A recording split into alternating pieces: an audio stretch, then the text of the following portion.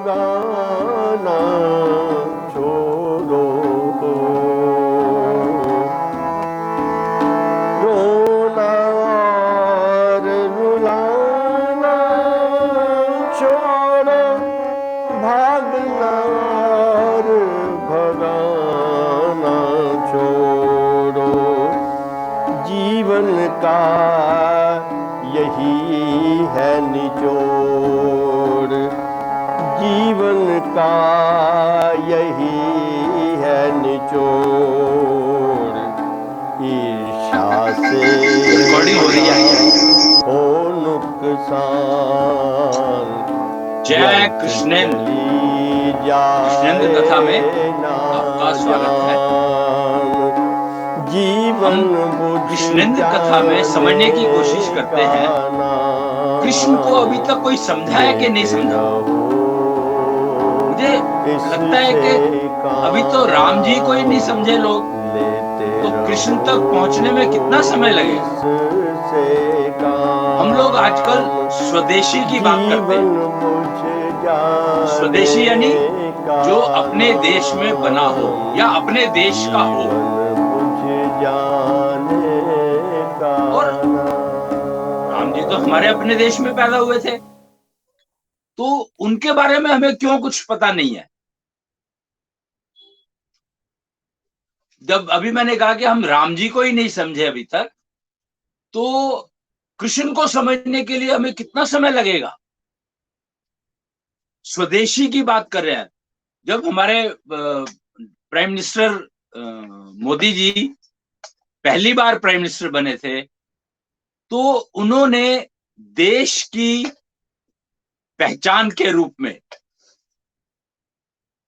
गीता दी। तो तब समझ में आया कि स्वदेशी यानी हमारे देश ने दिया क्या। हमारे देश ने गीता दी दुनिया को समझने के लिए, समझाने के लिए कि जिंदगी क्या है।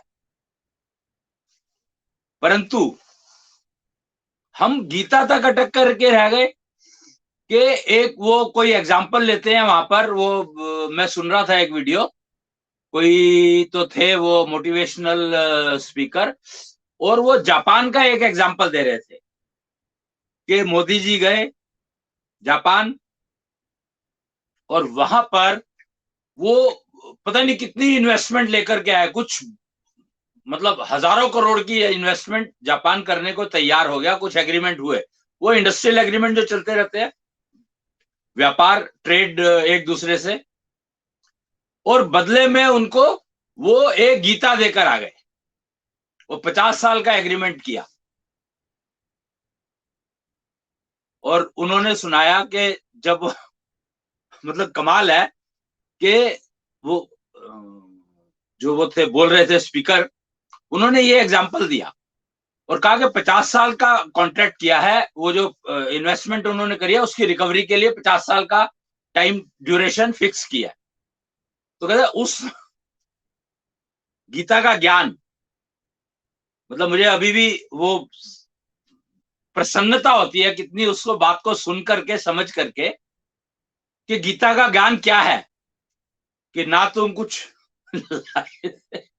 ना तुम कुछ लाए थे। देखो सामने बैठे सब हंस रहे हैं कि ना तुम कुछ लाए थे और ना तुम कुछ लेकर के जाओगे, खाली हाथ आए थे, खाली हाथ जाओगे। तो ये इंटरप्रिटेशन गीता की नहीं है, ये इंटरप्रिटेशन उस स्पीकर की है।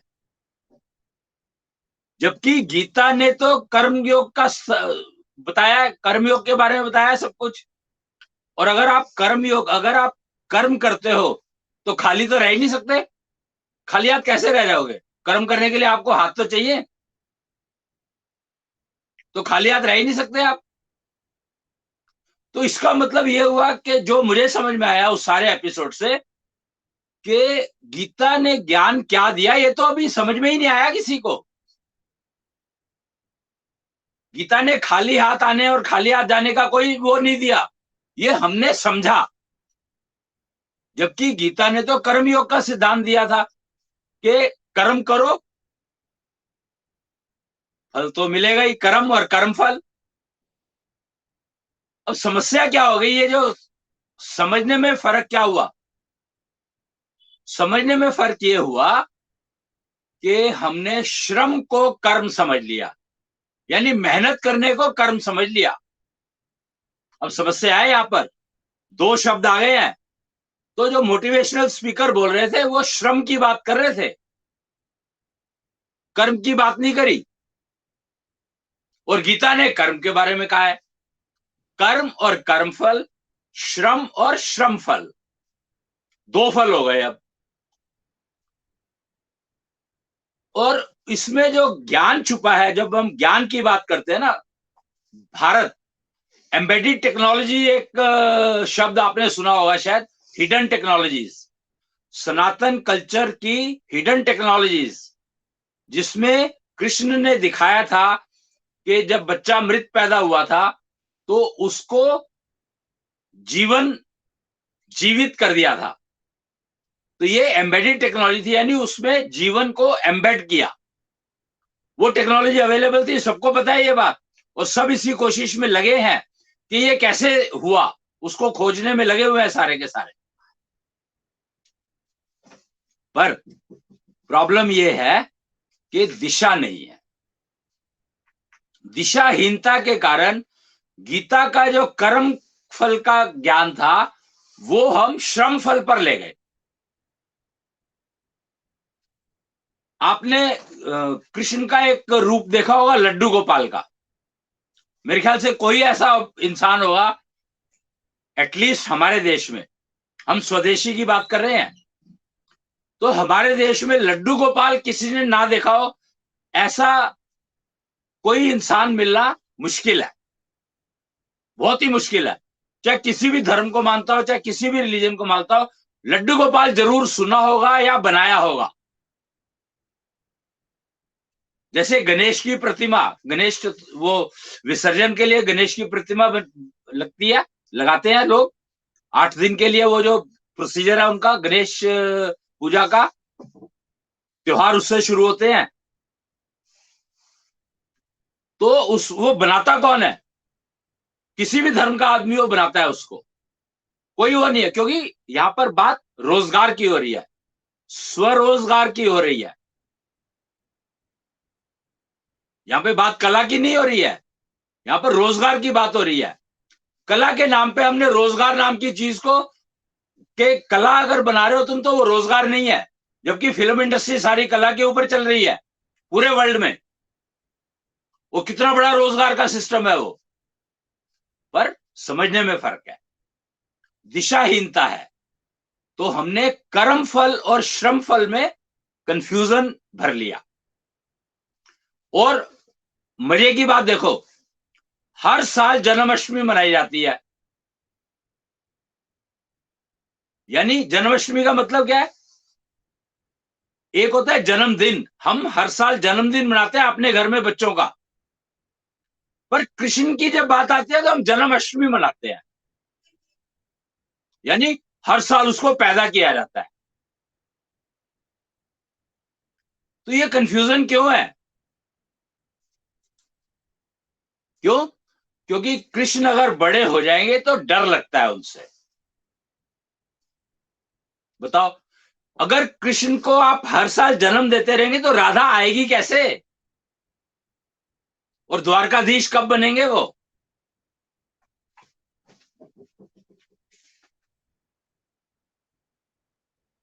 और द्वारकाधीश ही नहीं बनेंगे तो जगन्नाथपुरी तो आपकी कभी आएगी नहीं।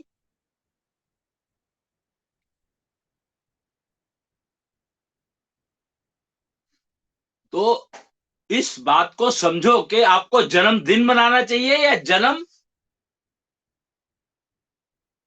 अष्टमी। जन्माष्टमी के नाम पे जन्मदिन मनाओ ना, पैदा क्यों करते हो उसको हर बार? इस कंफ्यूजन से कब निकलोगे?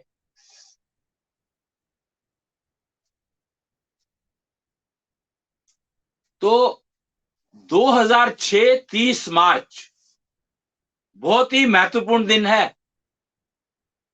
इस दिन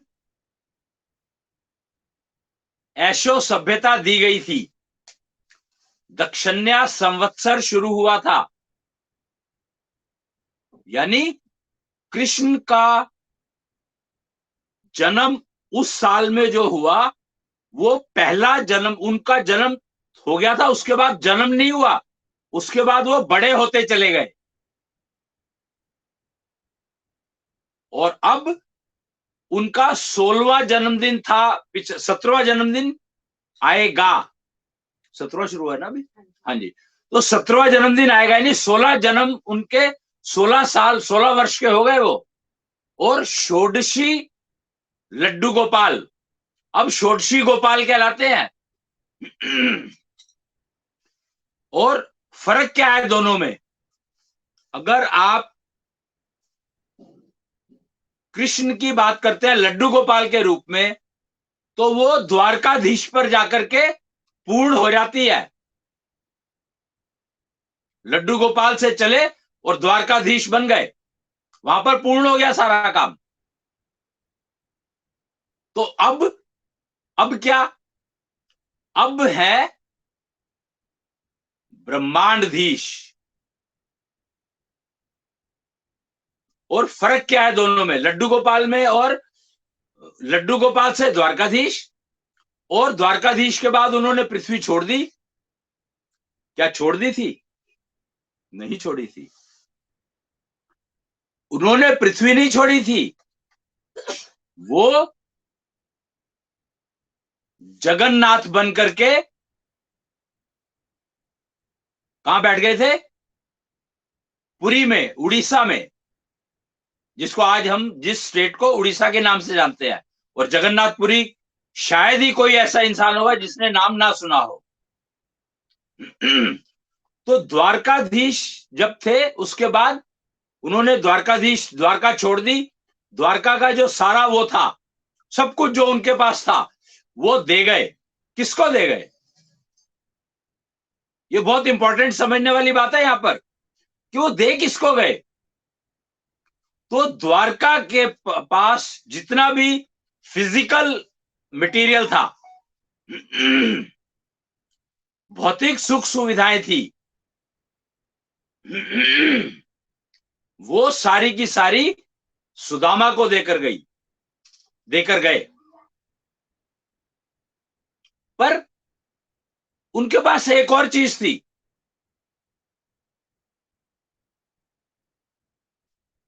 भक्ति।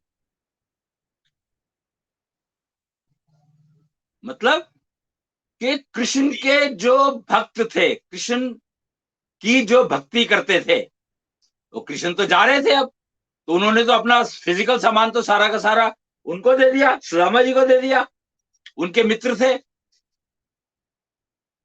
पर उनके जो भक्त थे वो कहां गए? उनको क्या दिया उन्होंने? तो उनको दिया उन्होंने बर्बरीक, जिनको आज आप खाटू श्याम के नाम से जानते हैं। तो वो सारे के सारे एक्चुअली कृष्ण के भक्त हैं। और बर्बरीक को बर्बरीक नाम ना देकर के श्याम नाम दिया। श्याम कृष्ण का ही एक नाम है, ये बात तो आप सारे जानते ही हो।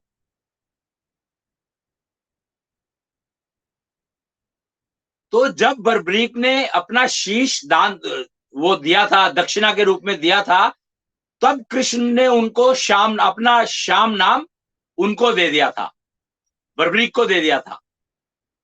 और आज वो खाटू श्याम के नाम से जाने जाते हैं। तो अपनी भक्ति दे गए, अपने भक्तों को भक्ति करने के लिए एक वो दे गए, और फिजिकल सामान उपयोग करने के लिए सुदामा को दे गए। तो अब आप ये देखो कि आप इस ये एक छोटे से एग्जांपल से आप ये समझो कि आज की तारीख में सबसे ज्यादा चर्चा किसकी है? जिसके पास फिजिकल सामान है उसकी, या जिनके पास भक्ति करने को एक नाम है उसकी? फॉलोअर्स किसके हैं?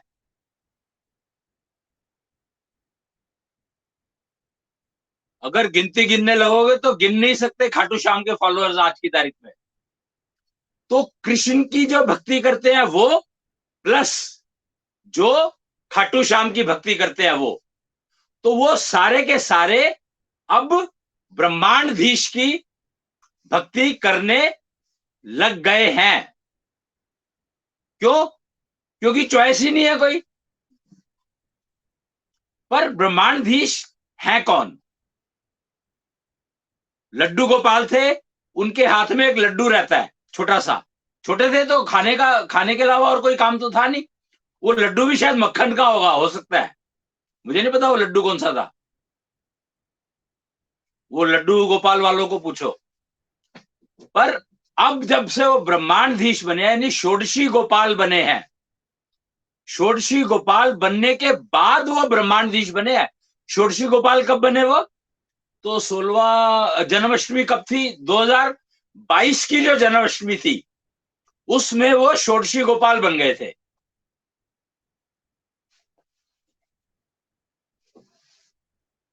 और उसके बाद ही वो ब्रह्मांडधीश बने हैं। और ब्रह्मांडधीश बन करके उन्होंने, अगर आप फर्क समझना चाहते हैं तो आप ये सिंहासन देखें उनका। आप इसमें फर्क देख रहे हैं? समझ आ रहा है आपको? इसमें आपको एक ग्लोब दिखाई दे रहा है, पृथ्वी। उनके हाथ के नीचे जिस हाथ में लड्डू था, पता नहीं आपको समझ आ रहा है कि नहीं आ रहा, ग्रीन से वो ब्लू से कलर का। और पीछे दिखाई दे रहा होगा मोर पंख। तो और बीच में लड्डू गोपाल बैठे हैं, और वो बैठे हैं कच्छप पर, कछुए पर। उनको मतलब, क्योंकि ब्रह्मांडधीश का वजन, कोई भी ब्रह्मांड में कोई ऐसी एंटिटी नहीं है जो उठा सके सिवाय कछुए के। क्योंकि कछुआ विष्णु का दूसरा अवतार था।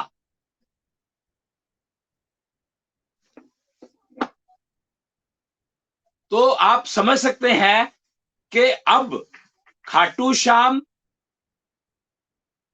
के सिर पर ब्रह्मांडधीश आकर बैठ गए हैं। खाटू श्याम इन्हीं की देखरेख में काम कर रहे हैं। और कृष्ण के भक्तों को अब ब्रह्मांडधीश मिल गए हैं। ब्रह्मांडधीश कृष्णेंद्र के रूप नाम से जाने जाते हैं। और ब्रह्मा विष्णु महेश जो पहले 3 गिने जाते थे, अब वो ब्रह्मांडधीश के ही वो बन गए हैं पार्ट, यानी मर्ज हो गए हैं ब्रह्मांडधीश में। तो अब आप अगर महेश की पूजा कर रहे हैं तो ब्रह्मांडधीश की कर रहे हैं। अगर आप ब्रह्मा जी की कर रहे हैं तो ब्रह्मांडधीश की कर रहे हैं। विष्णु की कर रहे हैं तो ब्रह्मांडधीश की कर रहे हैं। खाटू की कर रहे हैं तो ब्रह्मांडधीश की कर रहे हैं। तो अब वो स्थान जहां पर ब्रह्मांडधीश स्थापित हो, वही स्थान जो है फलदायक होगा, यानी एक्टिव होगा। बाकी स्थान की एनर्जी, सारी की सारी एनर्जी जो है ब्रह्मांडधीश ने खींच ली है, उनके अंदर एब्जॉर्ब हो गई है। तो उनकी स्थापना से ही, और उन्होंने सबसे पहला स्थान बनाया गौशाला में। मतलब कृष्णिष्ठ के मंदिर में पहले बैठे थे वो, पहले वहीं बैठे थे ना, या वहां पर गए थे? सबसे पहले कृष्णेष्ठ मंदिर में बैठे थे। तो कृष्ण के ईष्ट का मंदिर लगा हुआ है। अगर आपको पता हो, अंबाला में कृष्ण के ईष्ट का मंदिर लगा हुआ है। ये कथा वहीं से चल रही है। तो उन्होंने पहले अपने यहाँ पर, उनको कृष्ण के ईष्ट थे, तो नेचुरली जब ब्रह्मांडधीश बने तो सबसे पहले वो उनसे मिलने आए। कृष्ण अपने ईष्ट से मिलने आए, इसलिए उनकी पहले वो वहां, और फिर उसके बाद गौशाला में जाकर के बैठे। अंबाला में गौशाला है, क्या नाम है उस गौशाला का? किसान गोधाम। किसान गोधाम की गौशाला। एक समय चक्र था। असल में सारा सिलसिला शुरू हुआ 2006 15 जुलाई से। वहां से क्या कहते हैं उसको,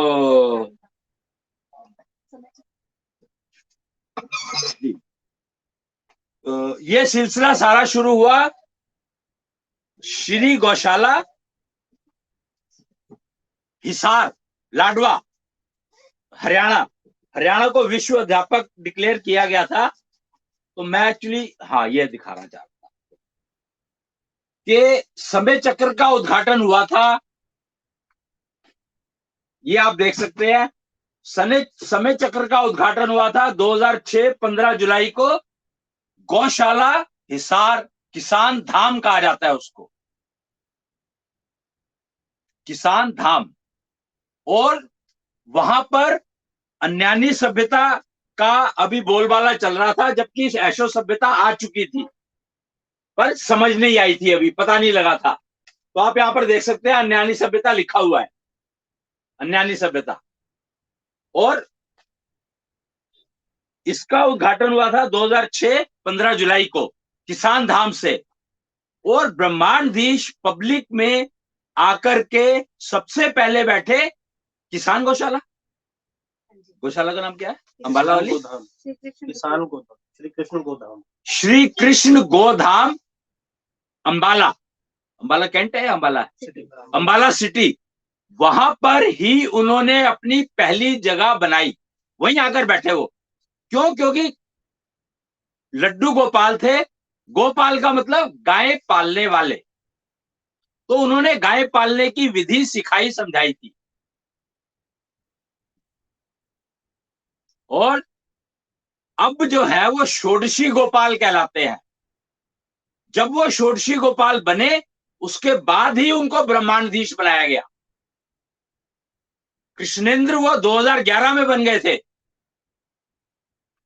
कृष्णेंद्र के रूप में तो वो 2011 11 नवंबर को आ गए थे, उनका राज तिलक हो गया था। लेकिन ब्रह्मांडधीश वो बने हैं 2022 में, नवंबर 2022 में। है? नहीं, हाँ। जनवरी 2022 या फरवरी 2022, ज्ञान कुंभ 2022 के थे। अच्छा, ब्रह्मांडधीश। हाँ जी। तो 2022 ज्ञान कुंभ में शायद उनको डिक्लेयर किया गया था ब्रह्मांडधीश, क्योंकि 2022 में ही वो षोडशी वो बने थे। खैर, तो मैं आपको जो बता रहा था, अब उनको षोडशी गोपाल के नाम से अगर आप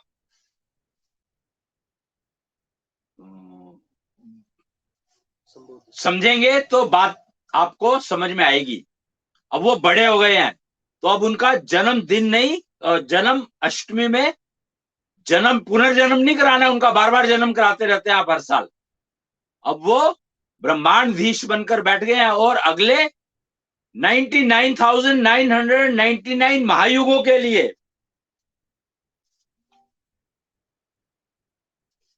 इसमें कहीं लिखा नहीं है, वैसे उसमें डिक्लेरेशन थी कि अब जो व्यवस्था चल रही है कृष्ण राज्य व्यवस्था, वो जो है कृष्ण राज्य व्यवस्था ही है ना,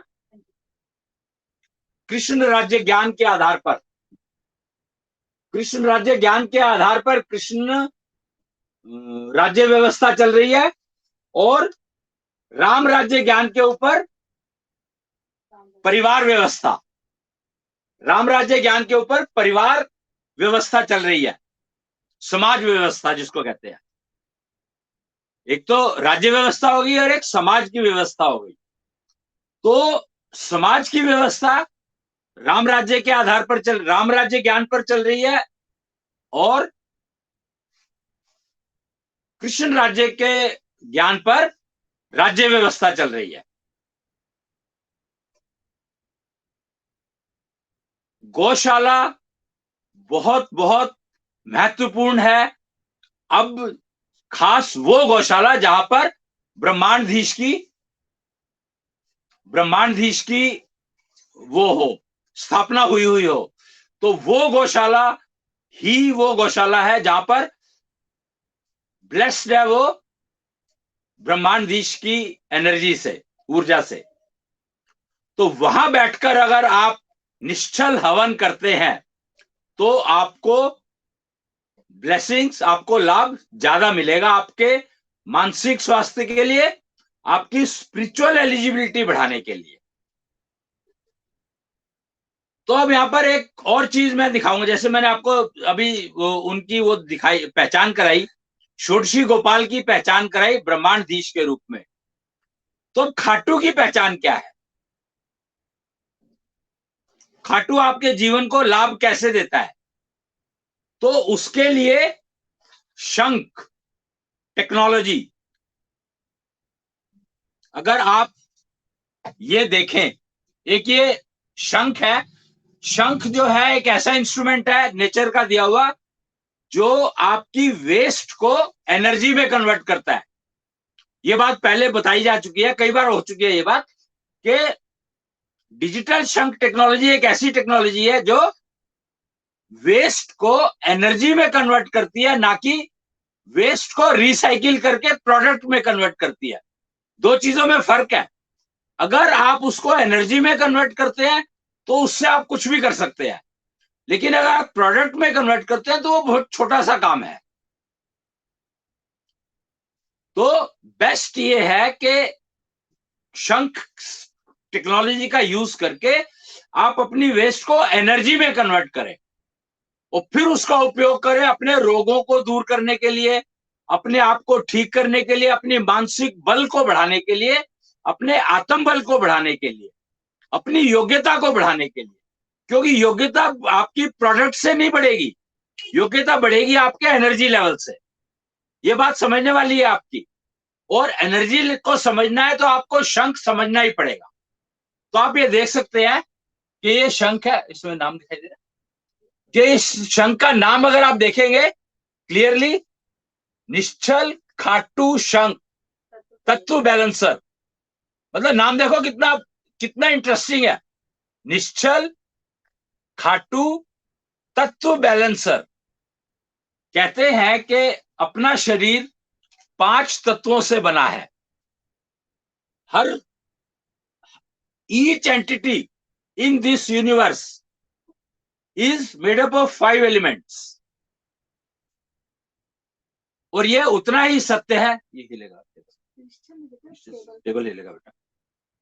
जितना आप इस बात को समझ लेंगे, बजाय इसके कि आप एक्सेप्ट करो इसको, इस बात को समझो।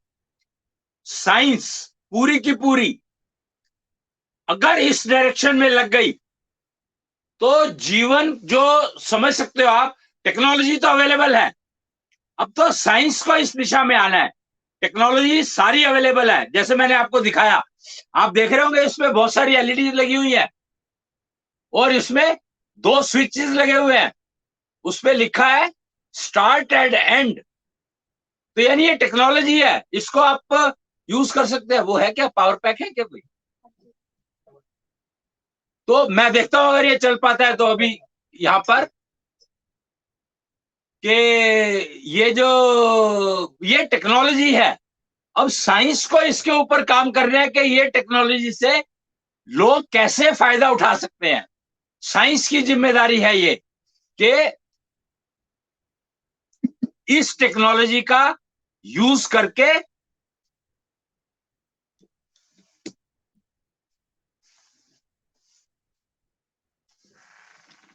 आप देखो, इसको ध्यान से देखिए।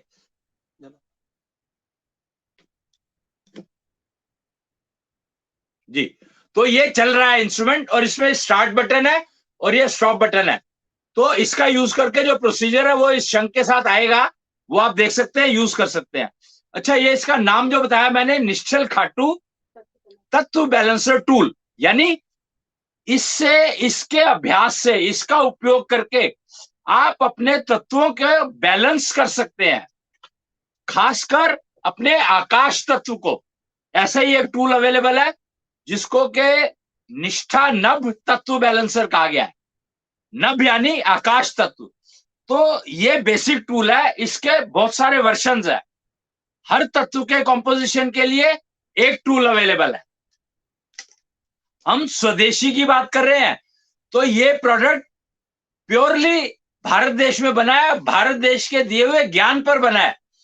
गीता के ज्ञान को वेरीफाई अगर करना है, आपने वैलिडेट करना है अपने लिए, तो इन टूल से अभ्यास करें आप। और ये उपलब्ध है मार्केट में, ज्यादा को मतलब वो आप पता कर सकते हैं, इंटरनेट पे आपको जानकारी मिल जाएगी। अब मैं थोड़ा सा आपको कृष्ण, जो कि नाम अब हट चुका है, अब कृष्ण नाम नहीं रहा, अब नाम कृष्णेंद्र आ गया है। इसका मतलब क्या है? कृष्ण नाम चला गया क्या? तो कृष्ण अब एक तत्व है, कृष्ण तत्व है, यानी अब आपका जो मन है, जो इंद्रियों का मालिक है, वो कृष्ण है, उसका नाम कृष्ण है। महाभारत में कृष्ण ने डिक्लेयर किया था कि इंद्रियों में इंद्रियों का राजा मन, वो मैं हूं। यानी कृष्ण को पता था कि अब वो जा रहे हैं छोड़ करके पृथ्वी को, तो जाने से पहले वो डिक्लेयर करके गए कि अब मन का नाम कृष्ण है। वो कहते हैं ना कि हर हर एंटिटी में भगवान बैठे हैं, ये बात सारे जानते हैं। पर प्रॉब्लम ये हो गई, कंफ्यूजन ये हो गया कि कौन से भगवान, कौन से भगवान का मतलब, कुछ लोग शिव को भगवान मानते हैं, कुछ लोग विष्णु को भगवान मानते हैं, कुछ लोग ब्रह्मा को भगवान मानते हैं, हनुमान जी को भगवान मानते हैं, गणेश को भगवान मानते हैं, और कितने देवी देवता हैं। एक्चुअली देवी देवता और भगवान, इनमें फर्क करना सीखो, समझो। तो ये साइंस की जिम्मेदारी है कि वो टेक्नोलॉजी का यूज करके इनमें फर्क करना सिखाए, समझाए, बताए। वो एक वीडियो है, एक वीडियो दिखाया जा सकता है क्या, वो वाला हिसार, जो 2006 में जो हिसार में प्रोग्राम हुआ था, जिसमें वो डिक्लेयर किया गया था, भारत को विश्व गुरु डिक्लेयर किया गया था। अगर वो वीडियो हो तो देखो, अगर है तो चलो आप ढूंढ लो, इतने देख लो। मैं बता देता हूं आपको कि 2006 में जब एशो सभ्यता शुरू हुई थी, तो किसान धाम में जब ये समय चक्र लगाया गया था, जो मैंने अभी आपको दिखाया, इसका पब्लिक के यूज के लिए डेडिकेट किया गया था। ये बंद तो 2004 में आ गया था, लेकिन 2006 15 जुलाई को ये पब्लिक के यूज के लिए डेडिकेट कर दिया गया था। और 30 मार्च 2006 से ये संवत शुरू हो चुका था। 30 मार्च 2006 से पहला संवत शुरू हो गया था। तो वहां पर इसके कारण भारत को विश्व गुरु डिक्लेयर कर दिया गया था। और वो जो जिसमें वो लांबा जी बोल रहे हैं कि ये सिर्फ वो रागनी से थोड़ा सा पहले का, तो उसमें वो बताया गया था कि साइंटिफिक कम्युनिटी के लिए एक संदेश था उसके अंदर। विज्ञान की जो दुनिया है, science, scientific community of the world, globe, पृथ्वी, अर्थ, उनके लिए एक संदेश था उसमें।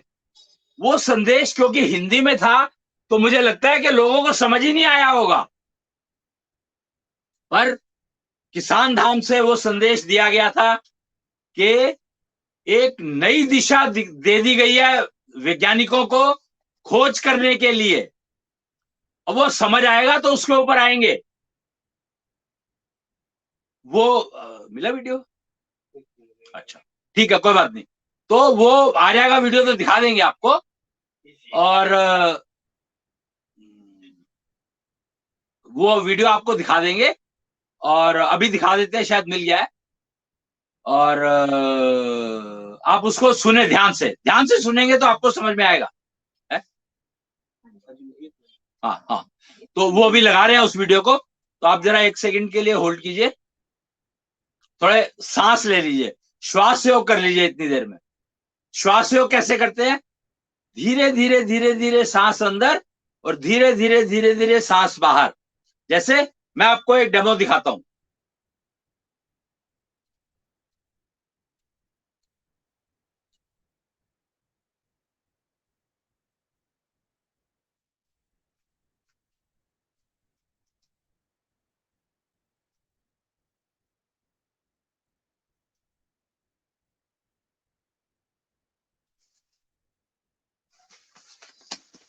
ये कीजिए जरा, थोड़ी सी प्रैक्टिस करें इसकी। एक भजन लगा दो, हाँ? एक भजन लगा दो पहले। हाँ हाँ लगा दे।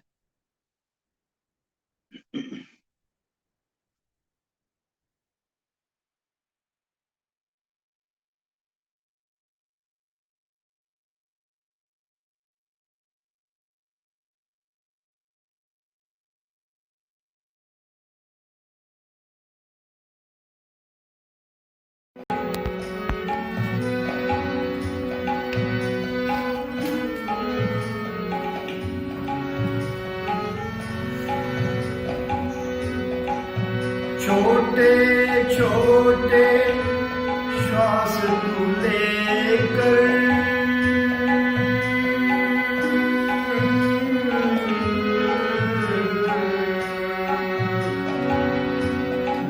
छोटे छोटे श्वास तू लेकर छोटे छोटे लक्ष्य में फंस कर छोटे छोटे श्वास तू लेकर छोटे छोटे लक्ष्य में फंस कर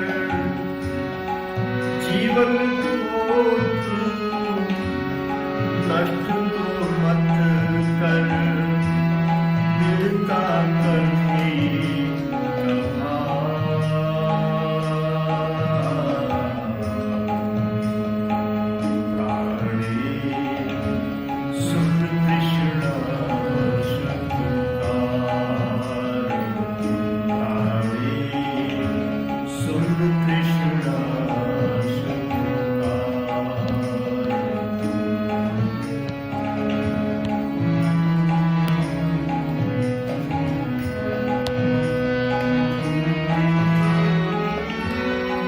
छोटे छोटे श्वास तू लेकर छोटे छोटे लक्ष्य में फंस कर जीवन को तू नष्ट तो मत कर, मिलता कभी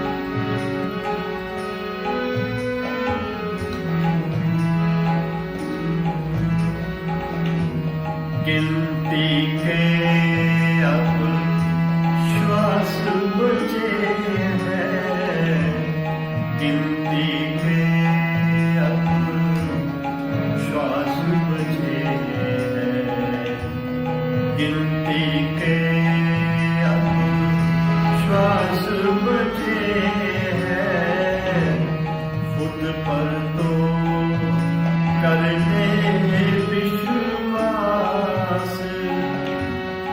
मानव जन्म ना कर बेकार, वक्त की सुन ले प्राणी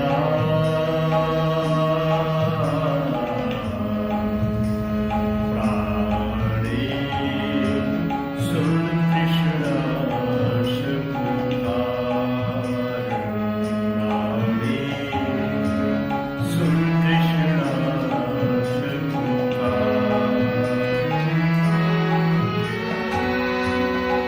छोटे छोटे श्वास तू लेकर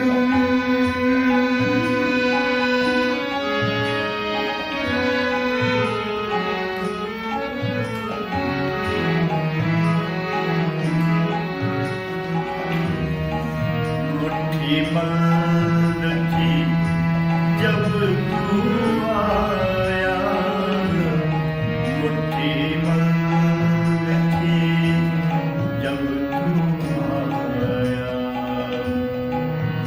मुट्ठी बंद थी, मुट्ठी बंद थी, मुट्ठी बंद थी, जब तू आया, जाए जब खुले रहे नाथ, मानव जन्म ना कर बेकार,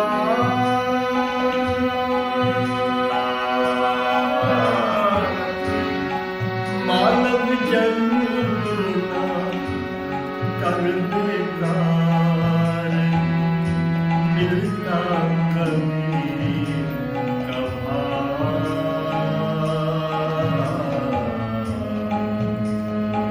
प्राणी सुन कृष्णा से पुकार, प्राणी सुन कृष्णा से पुकार। छोटे छोटे श्वास तू लेकर जीवन को तू नष्ट तो मत कर, छोटे छोटे लक्ष्य में बस कर, जीवन को तू नष्ट तो मत कर, जीवन को तू नष्ट तो मत कर, मिलता कभी कभार,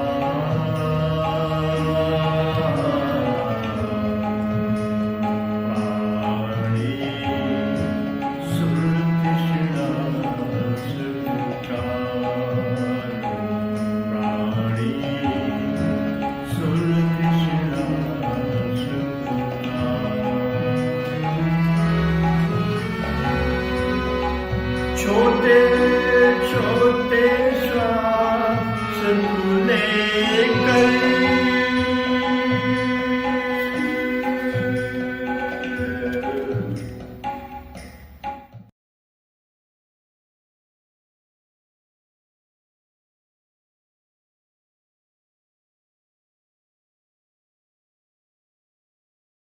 योगा इसी से सब कुछ होगा। निष्ठा योग अपनाए, जीवन सुखी बनाए। आमतौर पे सुना जाता है कि इतने ही सांस थे, इतनी सटीक पहले लोग भविष्यवाणी करते थे या बात करते थे, कितना उसका अर्थ होता था। आज इस नए समय चक्र से हमें पता चला विश्व गुरु पद की पुनर्प्रतिष्ठा है ये नवीन समय चक्र, नई समय प्रणाली। क्योंकि हमारे ही देश के महान ऋषियों ने, वैज्ञानिकों ने जीरो दिया था पूरे विश्व को, दशमलव पद्धति दी थी। आज उसी दशमलव पद्धति पर हम अपने समय प्रणाली को लेकर आ रहे हैं, अंतर्राष्ट्रीय प्रणाली जिसमें सभी मापदंड दशमलव के ऊपर आधारित हैं। तो अब समय ही अकेला बचा था जो दशमलव प्रणाली पर आधारित नहीं था। तो हम और पूरा विश्व ऋणी रहेगा डॉक्टर अग्रवाल का, जिन्होंने इतना एक नवीन विचार देकर पूरे वैज्ञानिकों की विचारधारा को एक नया मोड़ दिया है। बहुत बहुत धन्यवाद डॉक्टर साहब। क्या आपने कभी देखा या सुना है कि ऐसी घड़ी भी हो सकती है जो सांस लेने और छोड़ने की प्रक्रिया यानी प्राणायाम की सटीक जानकारी देगी? जी हां, अब ऐसा संभव हो गया है। आइए देखते हैं कैसे।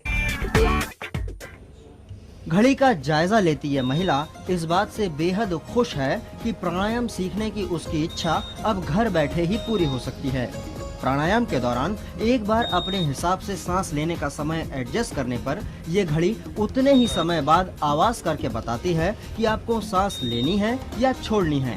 ये घड़ी दिल्ली के Indian institute of embedded technology में विकसित की गई है। प्राणायाम करके और अपने ब्रीदिंग टाइम को इम्प्रूव करें तो आप प्रैक्टिस कर सकते हैं कि आपने डेली बेसिस पे कितना इम्प्रूवमेंट अचीव किया। इस घड़ी को बनाने में एम्बेडेड टेक्नोलॉजी का इस्तेमाल किया गया है। घड़ी की कीमत 1200 रुपए से 12 करोड़ रुपए है। खास बात यह है कि 12 करोड़ की घड़ी से 10,000 लोगों की प्राणायाम सीखने की प्रोग्रेस रिपोर्ट बनाई जा सकती है। ब्रीदिंग के लिए सेंसर, पर्टिकुलर सेंसर लगा के, और डेटा एक्विजिशन सिस्टम जो कि इस घड़ी के उसमें इनपुट सिस्टम में लगा दिया है सारे के सारे, और फिर उसको एक कंप्यूटर से कनेक्ट कर दिया, तो वो पूरे 3 घंटे का डेटा जो है वो कलेक्ट कर लेगा। लेकिन सांस रोकने में इस घड़ी का इस्तेमाल नहीं किया जा सकता। बहुत जल्द ये घड़ी बाजार में उपलब्ध होगी। बहुत बहुत धन्यवाद डॉक्टर साहब।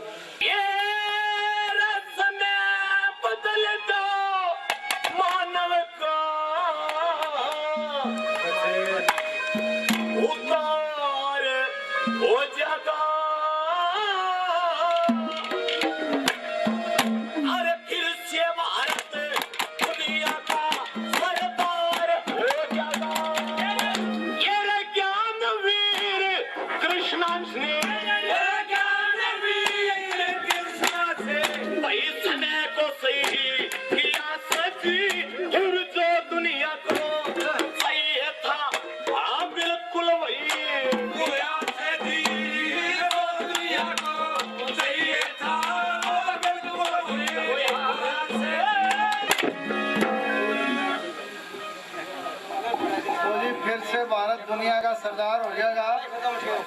ये बात आपने पंडित जी के मुंह से भी सुन ली, और क्या करें भाई, पंडित तो जो कह दे वो सच होया करे हैं। जी, तो अभी आपने ये छोटा सा वीडियो देखा, ये 2006 15 जुलाई का वीडियो है, और अब 23 चल रहा है, और अभी तक पब्लिक को यह समझ में नहीं आया कि 2006 में जो इवेंट हो चुका है वो नहीं समझ में आया अभी तक। और लोग कहते हैं लेटेस्ट लेटेस्ट की बात करते हैं। लेटेस्ट क्या होता है? मतलब कमाल है कि हम लोग वो जो पीछे जो बुना हुआ जो जाल है उससे बाहर ही नहीं, देख ही नहीं पा रहे। वो एक था ना वो बंदर 3, मतलब ये प्रूव करने के लिए कि इंसान के पूर्वज बंदर थे, तीनों सेंसेस बंद कर दी गई। एडवाइस कर दिया गया, सजेस्ट कर दिया गया कि यार तीनों सेंसेस बंद कर दो, तो फिर तो आपके पूर्वज बंदर हो ही जाएंगे। पर क्या बंदरों ने कभी अपनी सेंसेस बंद करी?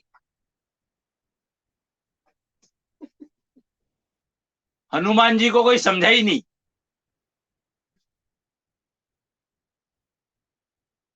हनुमान जी को कोई समझा ही नहीं, और हनुमान जी को देख करके डार्विन ने इतनी बड़ी बात कह दी कि पूर्वज बंदर थे। तो इसका मतलब यह हो गया उन्होंने हनुमान जी को तो स्टडी किया। अब सोचो, अगर हनुमान जी को स्टडी करने के बाद उन्होंने ये कहा, तो खाली एक एग्जाम्पल से तो कहा नहीं होगा। साइंस तो कभी एक उसके ऊपर चलती नहीं है। अगर कोई एक घटना हो तो उसको तो एक्सेप्शन में डाला जाता है, कम से कम 3 4 5 होनी चाहिए। तो डार्विन ने ये कैसे किया? समझने की बात है। तो ये किया गया क्योंकि उस समय में बाली भी थे, सुग्रीव भी थे, और उनकी पूरी सेना थी। वो सारे वानर सेना ही कहलाती थी। तो कितने सारे एग्जाम्पल हो गए। तो इतने सारे उनको देख करके ही उन्होंने कहा, ये कही होगी ये बात कि इंसान के पूर्वज बंदर थे। पर उन्होंने शायद, अच्छा हाँ, तभी उन्होंने भालू नहीं कहा, रीछ नहीं कहा, बंदर कहा। जबकि उस समय में जामवंत भी थे, पर वो अकेले थे। तो साइंस एक को मानती नहीं है। अगर कोई एक एग्जाम्पल है तो वो एक्सेप्शन में जाती है। ऐसे करते करते फैक्ट तो 1000 रह गए और एक्सेप्शन 10,000 हो गई, क्योंकि रेपिटेशन नहीं था उसमें।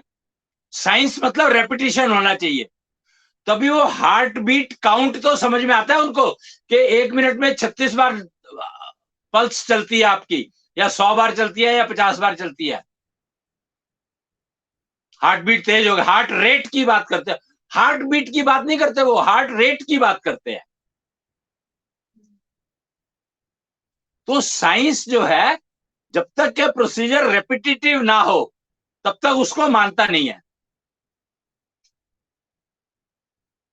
जबकि टेक्नोलॉजी कहती है कि each heart beat is important.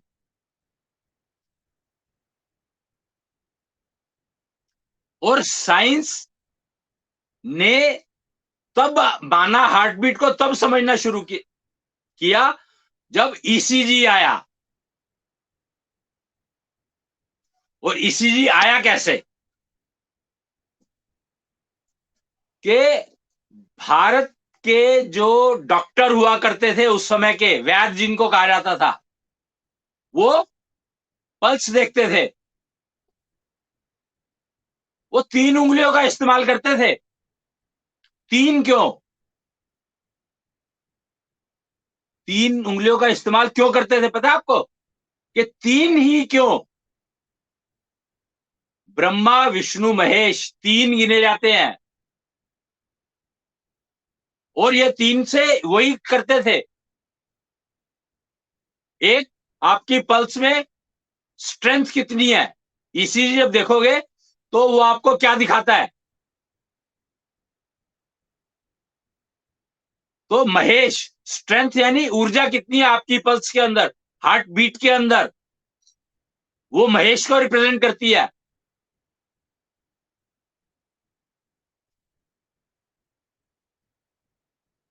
कितनी बार रिपीट हो रही है, वो ब्रह्मा को रिप्रेजेंट करती है।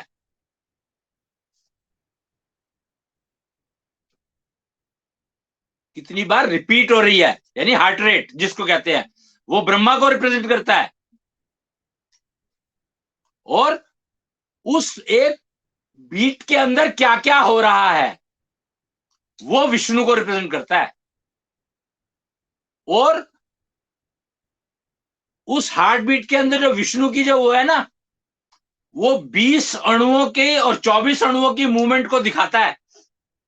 के सारे कॉम्बिनेशंस, 24 अणुओं के सारे कॉम्बिनेशन को आप कैलकुलेट कर लो तो उतनी वेरिएशन संभव है एक हार्ट बीट में। अब ये गणित करते रहो, आपके गणित करना पड़ेगा। आई थिंक 24 के सारे कॉम्बिनेशन के लिए फैक्टोरियल 24 आएगा या पता नहीं क्या आएगा। मेरे ख्याल तो फैक्टोरियल 24 से हो जाना चाहिए, आई डोंट नो। आप देख सकते हो, मैथमेटिक्स है, मैथमेटिक्स तो आप देख ही सकते हो। 24 मॉलिक्यूल्स के सारे कॉम्बिनेशन,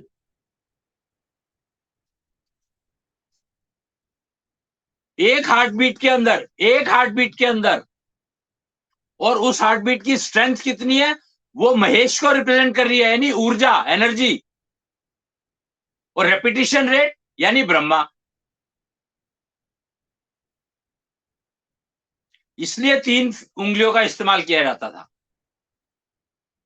तो ये भारत की देन है, स्वदेशी है ये। तो इसको क्यों नहीं वो हम बात कर रहे हैं इसके बारे में? हम लोग क्यों उन इंस्ट्रूमेंट्स पर जा रहे हैं जो जिनका पता ही कुछ नहीं है? और इतना ज्ञान तो आज की तारीख में उपलब्ध है, ब्रह्मांडीश दे चुके हैं ये सारा ज्ञान। एशो सभ्यता में ये सारी चीजें उपलब्ध है,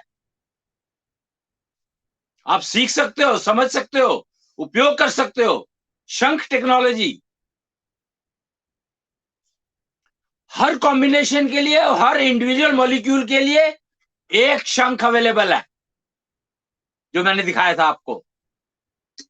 एक ही शंख से सारे नहीं हो सकते, पर हर इंडिविजुअल के लिए वो शंख है। इसके लिए सांस बार एकर्म क्लब लगे हुए हैं,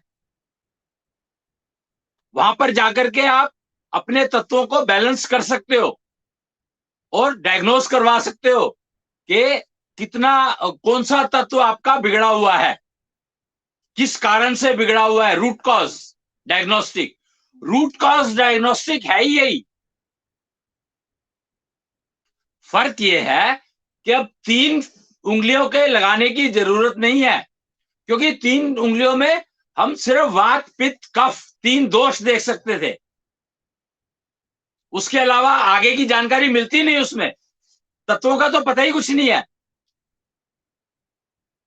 दोषों को देखते थे और दूसरों के दोष देखते देखते हमें कब वो दोष लग गए हमें पता ही नहीं लगा। हमने अपने आप को प्रोटेक्ट तो किया नहीं, दूसरों के दोष देखने लग गए, और हमने क्योंकि अपने आप को प्रोटेक्ट नहीं किया तो वो दोष हमारे अंदर आने लग गए, और धीरे धीरे वो दोष परिवारों में फैलने लग गए। और उन दोषों को फैलने का नाम क्या दे दिया? Western culture. तो अगर आपको दोष समझने का वो करना है तो बड़ी सिंपल से आप वेस्टर्न कल्चर समझ लो तो आपको समझ आ जाएगा कि दोष फैले कैसे। हम लोग मैकाले की बात करते हैं, एजुकेशन सिस्टम में मैकाले का नाम आता है। एक बहुत ही मतलब मेरे ख्याल से कोई ऐसा एजुकेशन का वो नहीं होगा, एजुकेशन से कनेक्टेड जो इंसान हो जिसने मैकाले का नाम ना सुना हो। खासकर हिंदुस्तान में तो डेफिनेटली सुना होगा। एजुकेशन से कनेक्टेड की बात कर रहा हूं मैं, पढ़ने वालों की नहीं कर रहा। पढ़ने वाले तो बेचारे कुछ पढ़ ही नहीं पाते, क्या पढ़ रहे हैं पता ही नहीं है उनको। तो मैकाले ने एक नया एजुकेशन सिस्टम बनाया था। उसका सबसे ज्यादा नुकसान किसको हुआ ना? उसका सबसे ज्यादा नुकसान हुआ वेस्टर्न कंट्रीज को। इसीलिए वेस्टर्न कल्चर दिखाता है कि दोष ने क्या कर दिया। सबसे पहले परिवार कहां के टूटे?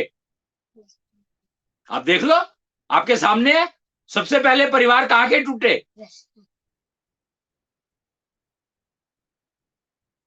सबसे ज्यादा लूटपाट कहां से शुरू हुई?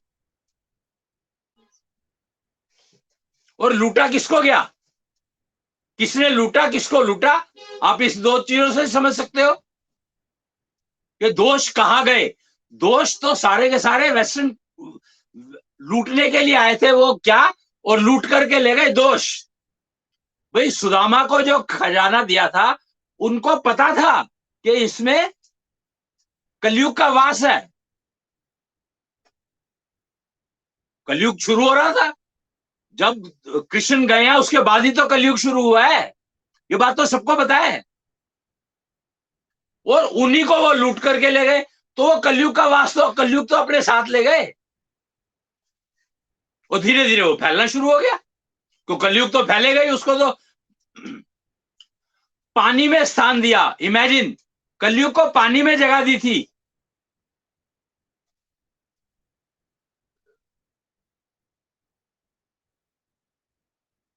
कलयुग को पानी में जगह दी थी।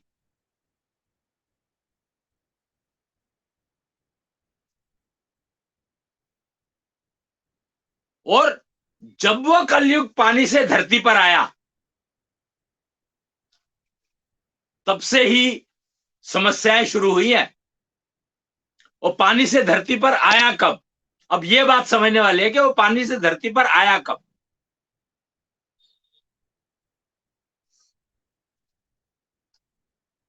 तो वो आया था 2006 30 मार्च।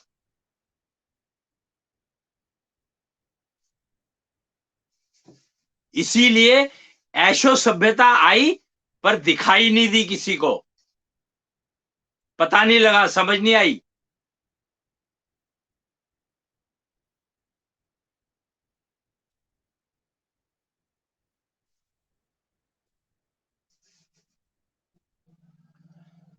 तो अब क्योंकि ऐशो सभ्यता अब ब्रह्मांडधीश आ गए हैं, तो नेचुरली कलयुग तो उनकी तो नौकरी सारे करते हैं ना। ब्रह्मांडधीश की नौकरी तो सबको करनी पड़ेगी ना, कोई चॉइस तो है ही नहीं। जो वो चाहेंगे वही होगा। राजा जो होता है वही, उसकी मर्जी चलती है, तो पता ही है आपको। तो ऐशो सभ्यता का उपयोग करना ही पड़ेगा, कोई चॉइस नहीं है, कोई हल नहीं है। हाँ, प्रयोग करके देख लो, अगर वो आपको फायदा नहीं देती है तो मत यूज करो। कष्ट में रहना तो बहुत आसान है, कष्ट में तो रह ही रहे हो। अन्यानी सभ्यता में जब तक आप हो, जब तक तो कष्ट में हो ही, तो आप रहते रहो ऑब्सोल्यूटेड, कौन पूछता है। आप लेटेस्ट की बात करते हो तो लेटेस्ट ये है, अगर आप ऑब्सोल्यूशन में रहना चाहते हो तो रहते रहो। मरना तो निश्चित है ही, कष्ट में मरोगे तो मर सकते हो। अगर आपको कष्ट मुक्त मृत्यु चाहिए, कष्ट मुक्त जीवन चाहिए, तो ऐशो सभ्यता के अलावा और कोई चॉइस है नहीं आपके पास, ब्रह्मांडधीश को मानना ही पड़ेगा।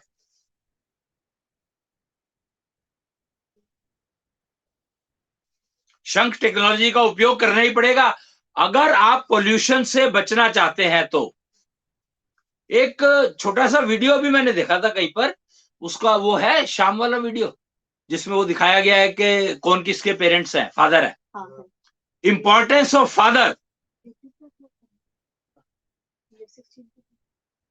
इंपॉर्टेंस ऑफ फादर, यानी क्या था, अन्यानी सभ्यता की प्रॉब्लम क्या थी, अन्यानी सभ्यता को क्यों ऑब्सोलीट डिक्लेयर करा गया, ऐशो सभ्यता क्यों आई, क्योंकि अन्यानी सभ्यता केआरडी टेक्नोलॉजी ऑफ 10 डायमेंशन पर चलती थी।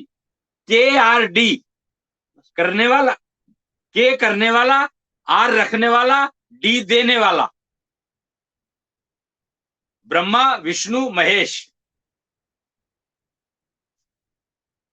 और ये तीनों आपके हर प्राणी के अंदर होते हैं। एक भगवान आपके अंदर है कहा जाता है ना जो, तो असल में वो बात की जाती थी ब्रह्मांडधीश की, यानी कृष्ण की बात की जाती। कृष्ण सबके अंदर है पर पहचाना किसी ने नहीं। क्यों?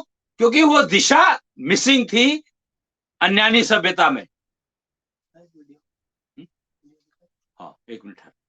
तो वो दिशा मिसिंग थी अन्यानी सभ्यता में, जो दिशा अब दिखाई है ऐशो सभ्यता ने। ऐशो सभ्यता ने 11th डायमेंशन का ज्ञान करवाया, और वो ज्ञान ने बताया कि वो जो भगवान का अंश सब में है वो बेसिकली कृष्ण है, कृष्णांश है।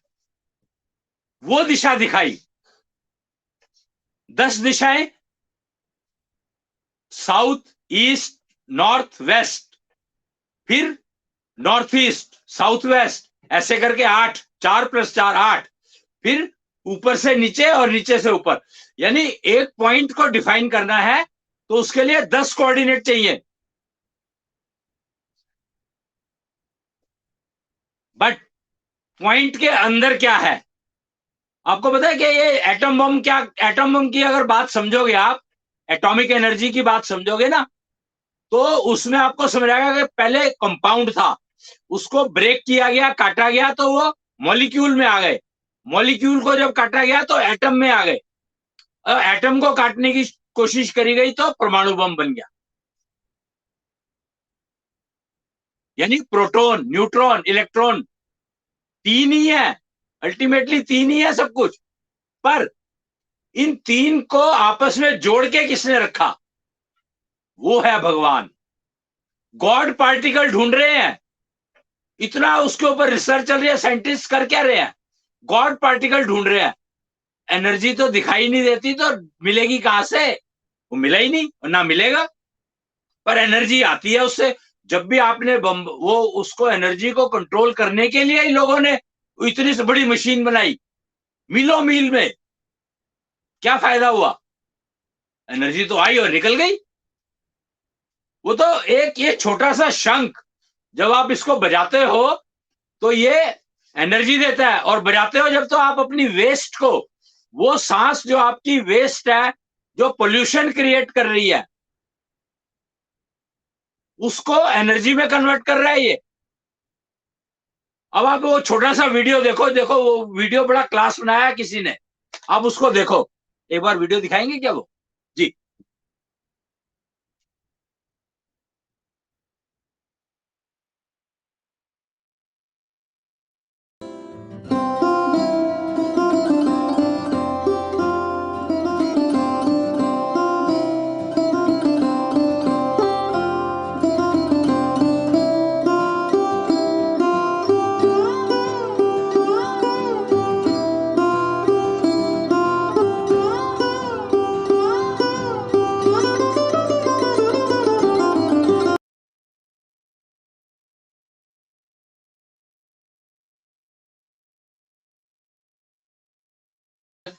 जी, तो आपने ये वीडियो देखा, इसमें क्या दिखाया गया है कि पोल्यूशन कौन क्रिएट करता है? अल्टीमेटली पोल्यूशन इंसान क्रिएट करता है, मानव क्रिएट करता है। खाली मानव नहीं क्रिएट करता, जो भी सांस लेता है वो पोल्यूशन क्रिएट करता है। अगर आप ये शब्द समझ लो तो बहुत ही, एक ये स्टेटमेंट अगर आप समझ लोगे तो साइंस को अब इस पर काम करना चाहिए कि पोल्यूशन जो है वो हर वो एंटिटी क्रिएट करती है जो सांस लेती है। अगर साइंस इस डायरेक्शन में काम करना शुरू कर दे तो गारंटी है कि पूरी पृथ्वी पोल्यूशन फ्री हो जाएगी, ग्लोबल वार्मिंग नाम की चीज खत्म हो जाएगी। पर उसके लिए आपको शंख टेक्नोलॉजी का उपयोग करना पड़ेगा। साइंस को तब समझ में आएगा कि पोल्यूशन को खत्म करने के लिए सांस के ऊपर क्यों ध्यान देना है। तो ये वैलिडेशन शंख टेक्नोलॉजी कर सकती है, क्योंकि शंख ही एक ऐसा इंस्ट्रूमेंट है जो आपकी वेस्ट को एनर्जी में कन्वर्ट करता है।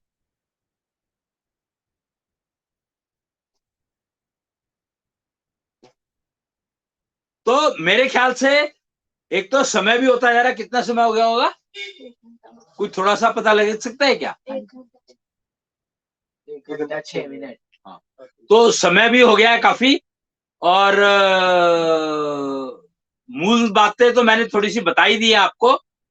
कृष्णेंद्र कथा के माध्यम से हम लोग साइंस को बताना चाह रहे हैं कि अब ये टेक्नोलॉजीज अवेलेबल है, इनका यूज करके साइंस उस लाइन पे काम करे जो कि सर्व समाज, पूरी पृथ्वी को पोल्यूशन मुक्त कर दे। और स्वदेशी, ये सारी की सारी स्वदेशी टेक्नोलॉजीज हैं, भारत देश की दी हुई है। तो इनकी प्रोडक्शन के लिए, इनके उपयोग के लिए, इनको बेचने के लिए, खरीदने के लिए, बनाने के लिए लोगों को आगे आना चाहिए। टेक्नोलॉजीज अवेलेबल है, प्रोडक्ट आप बनाओ।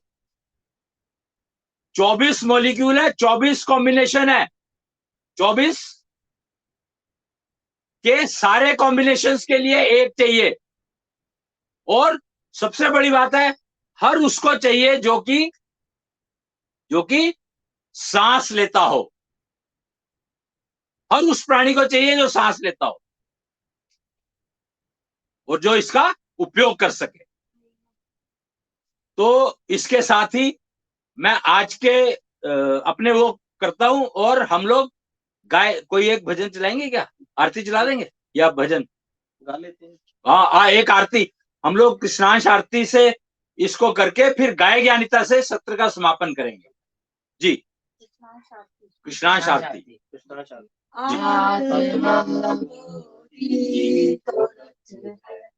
जिस पे मन होता है सवार, तन वही तो नाम है, बुद्धि जिसकी है पतवार।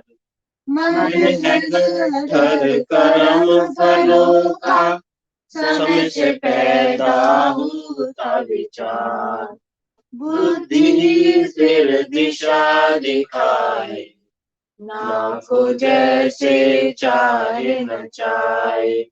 नाव भंवर में ना फंस जाए, इतना तो कर लो इस बार।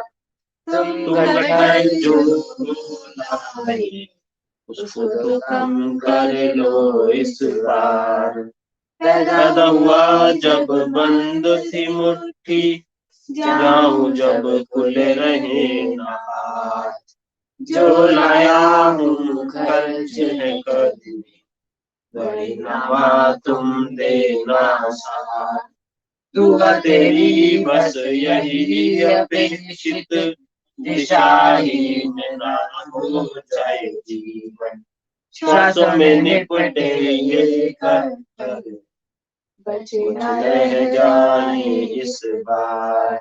आत्मा वो ही तो रथ है, जिस पे मन होता है सवार। धीश मान कृष्णेंद्र की जय। गाय ज्ञानिता। गाय ज्ञानिता। इतनी शक्ति हमें देना माता, मन में विश्वास कमजोर ना हो। इतनी शक्ति हमें देना माता, मन में विश्वास कमजोर ना हो। अनेक रस्तों में भूल कर भी कोई भूल ना हो। शक्ति हमें देना माता, मन में विश्वास कमजोर ना हो। जय कृष्ण। कर दे बंद, हो गई।